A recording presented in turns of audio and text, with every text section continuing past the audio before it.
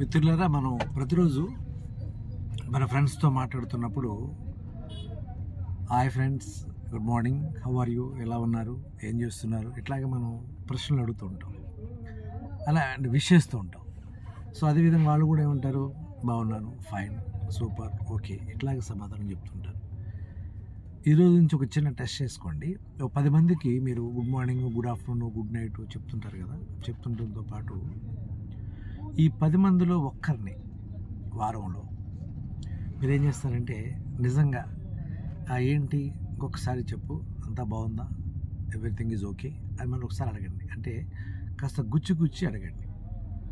అడగడం వల్ల మనకు రోజు వాళ్ళు నేను బాగున్నానని చెప్పేవాళ్ళు కొన్ని నమ్మలేని విషయాలు చెప్తారు. వాళ్ళ కుటుంబ సమస్యలు కానీ, ఆర్థికపరమైన అంశాలు కానీ, ఇలా చెప్పుకుంటూ పోతే ఏదో ఒక అంశం చెప్తూ ఉంటారు.